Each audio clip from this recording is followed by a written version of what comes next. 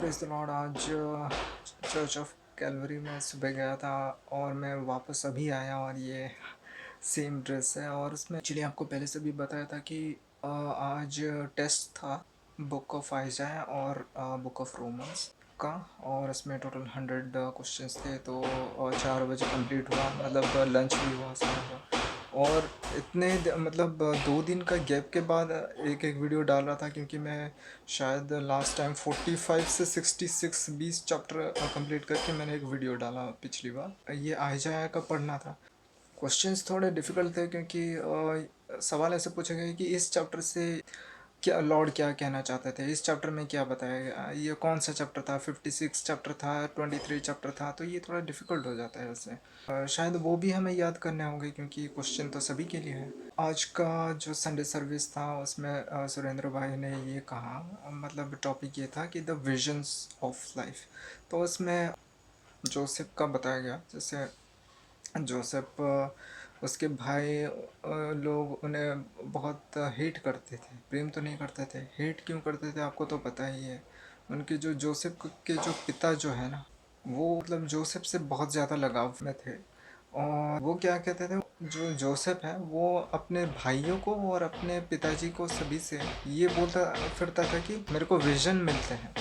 Vision में ये है कि मेरा जो बीड़ा है, मतलब धान का जो बीड़ा है, वो ऐसे खड़ा है, और बाकी दूसरों को जो धान का बीड़ा है वो मतलब जोसेफ का बीड़ा के सामने झुक रहे हैं और नतमस्तक कर रहे हैं और प्रणाम कर रहे हैं।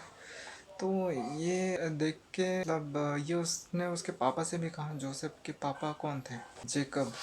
तो उसने दूसरी बार एक विजन देखा। विजन में ये देखा कि पूरे जो सन है, सन स्टार और जो वायुमंडल, उसको प्रणाम कर रहे हैं।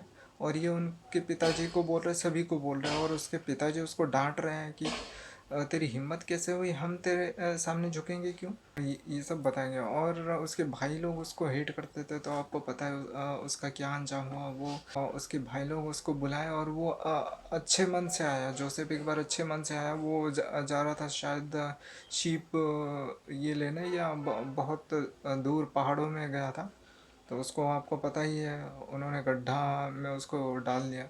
और गड्ढे में डालने के बाद इश्माइलाइट्स आके उसको मतलब ले गए। वो उन दिनों के रास्तों में वो एक्चुअली टर्की से मतलब शायद इराक कहाँ पे जा रहे थे, तो उन लोगों ने पकड़ लिया। तो प्रभु दूसरों को भी इस्तेमाल कर सकते हैं उनके जो मतलब पर्पस को फुलफ़िल करने में। अभी देखो ये प्राइम मिनिस्टर बन गया है ना, इजिप्ट में जाके।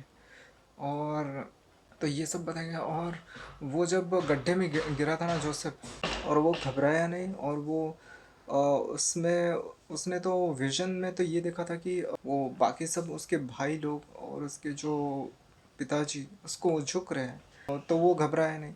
तो उसके बाद आपको बता दूं कि उन दिनों के रोड जो है, रोड के बगल में गड्ढे होते थे। तो वैसे जैसे एक गड्ढों में उनको उसको डाल दिया गया और इस्माइलाइट ने उनको उठा के ले गए।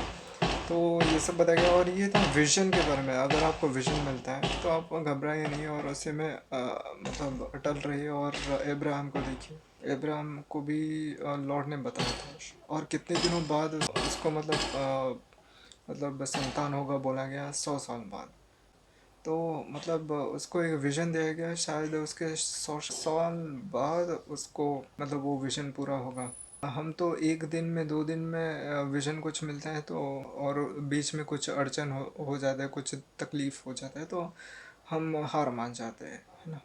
तो इब्राहिम को देखो।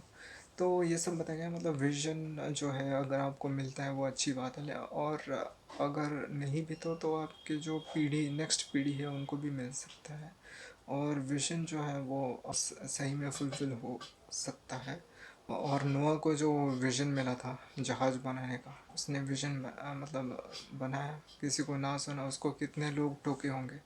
तो ये है, मतलब विज़न से अड़ना नहीं है। और मतलब हमारा फोकस केवल प्रभु परमेश्वर के ऊपर होना चाहिए। बस ये सब बताइए। Thank you.